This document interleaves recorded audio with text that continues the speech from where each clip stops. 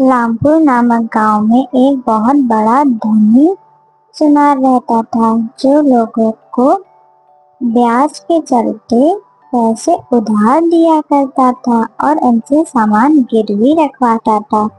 ऐसा करते करते उसका बहुत बड़ा घर बन गया था गांव में। हीरालाल उसी गांव में रहता था। वह मजदूरी करता था। खाना खा के वह दोबारा मजदूरी पे चला गया। हीरालाल का खेत बंजर था। वह बहुत परेशान था। एक दिन उसके दोस्त ने उसको सलाह दी। अरे हीरालाल, कैसे हो? घर में सब बढ़िया है? बहुत ही परेशान लग रहे हो। कोई दिक्कत हो तो बताओ मुझे, तुम्हारा दोस्त हूँ मैं आखिर। अरे भाई, क्या बताऊं, बहुत परेशान हूँ। घर पे एक बूंद राशन नहीं है और ये बंजर जमीन भी मेरे सर चढ़ी है। कुछ समझ नहीं आ रहा। अरे तो तुम इतना दुखी क्यों हो? तुम्हारे पास कोई कीमती सामान हो तो वह सेठ धनीराम के पास जाकर गिरवी रख दो और उससे पैसे ले लो खेती करने के लिए। इतना कह के उसका दोस्त वहां से चला गया और हीरालाल सोचने लगा अब क्या करे। फिर हीरा ने जल्दी जल्दी अपने खेत का काम खत्म करके सेठ धनीराम के घर गया। नमस्कार सेठ जी, वो मुझे थोड़ा सा उधार पैसे चाहिए थे। मुझे अपने खेत के लिए चाहिए थे।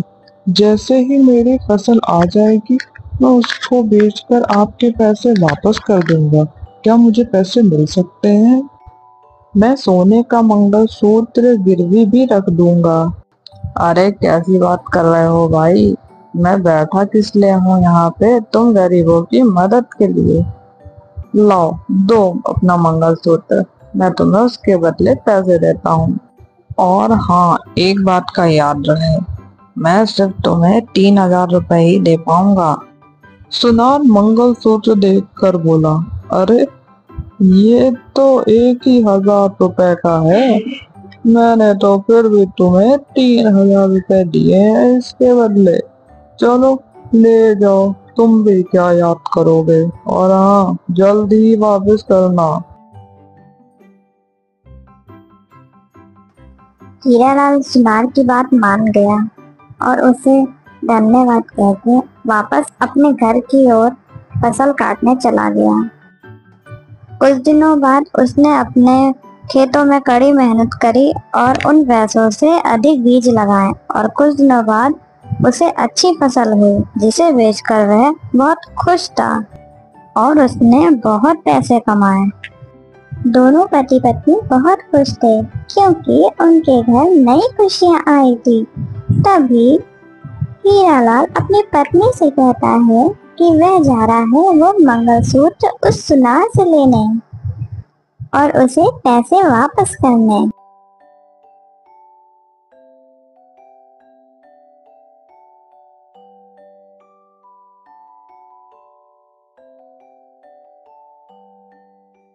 अरे सेठ जी, नमस्कार। कैसा चल रहा है आपका धंधा?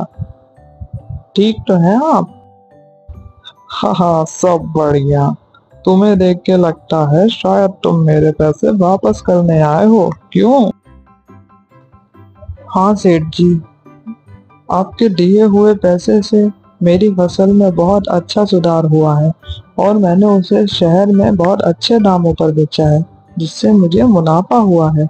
अब मैं अपना मंगलसूत्र लेने आया हूँ और आपके पैसे वापस करने आया हूँ।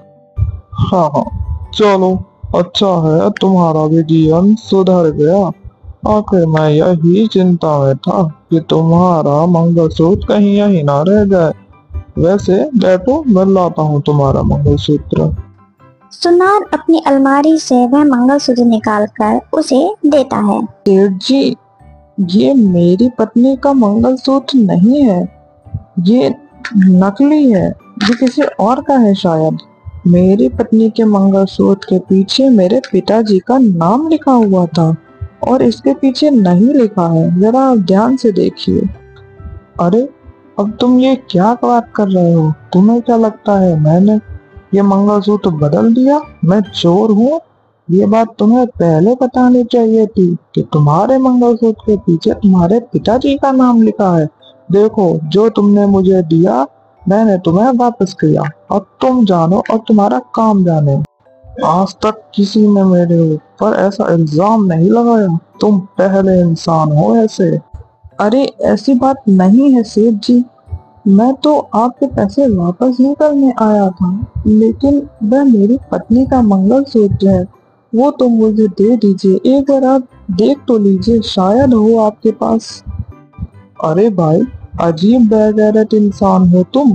कैसे पीछे पड़ गए हो मेरे, जैसे कि मैं चोर। एक तो मैं मदद करूं, ऊपर से मुझे ही झूठ बताओ। वह उदास होके वो मंगलसूत्र लेके वापस जाने लगा।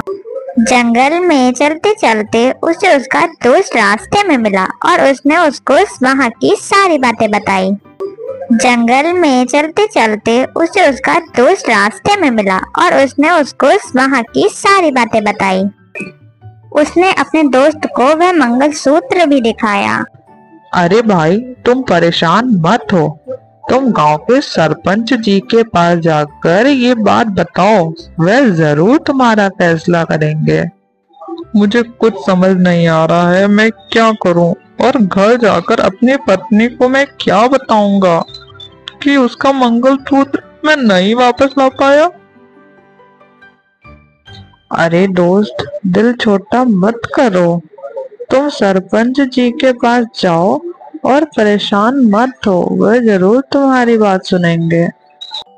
हरी अपने दोस्त की बात सुनकर धीरे धीरे सरपंच जी के घर की ओर चलने लगा और उनके पास पहुंचकर उसने सारी आपबीती उन्हें बताई।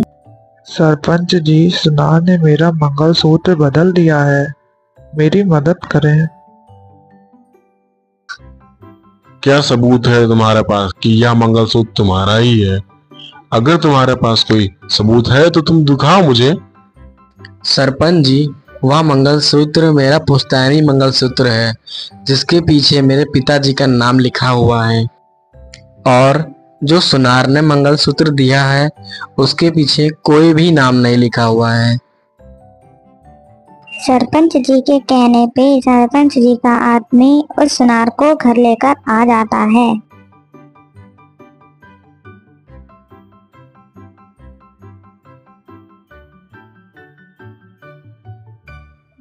बोलो सेठ, क्या तुमने हरी का मंगलसूत्र बदल दिया है?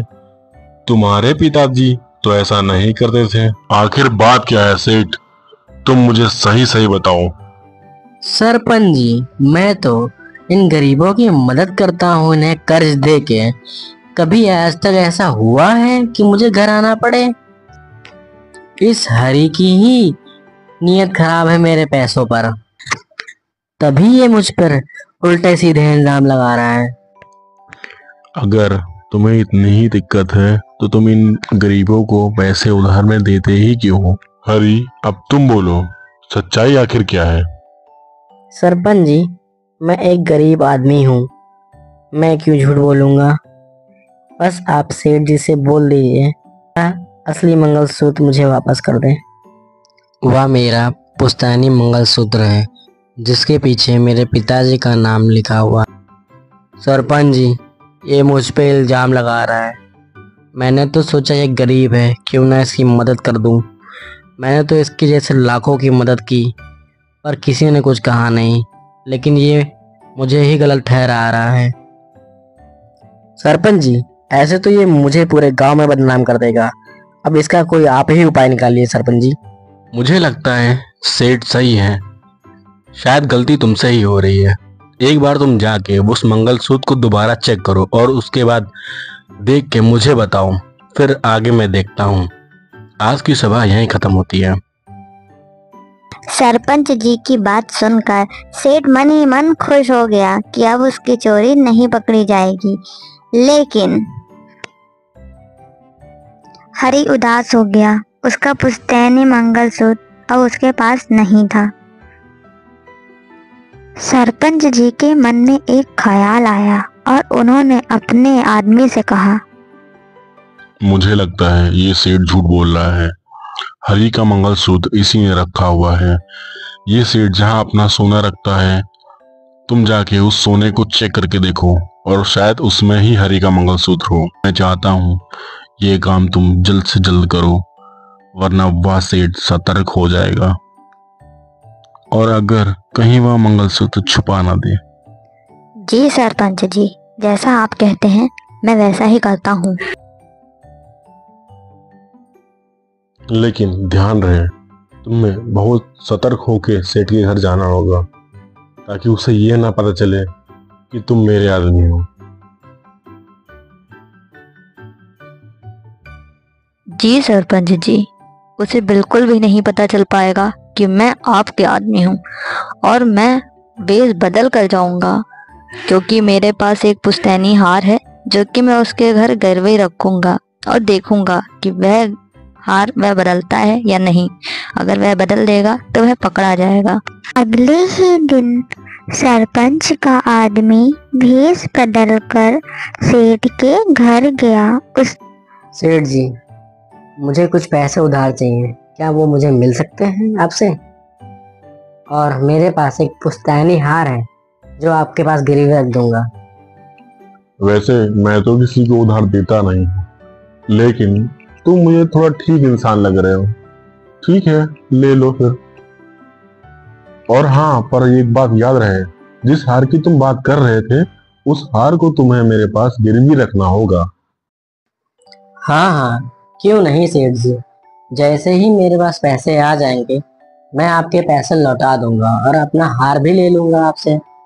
सेठ उसे पैसे दे देता है और वह वो पैसे लेकर चला जाता है। कुछ दिन बाद वह सेठ के घर वापस आता है, वह पैसे लौटाने और अपना हीरो का हार ले। सेठ जी, ये लीजिए अपने पैसे और मेरा हार मुझे वापस कर दीजिए। सेठ जब उसका हीरो का हार निकाल रहा होता है तब वह व्यक्ति देखता है कि हरी का मंगलसूत्र असली वाला उसके ही टोकरे में पड़ा है और वह जाकर सबको ये बात बता देता है।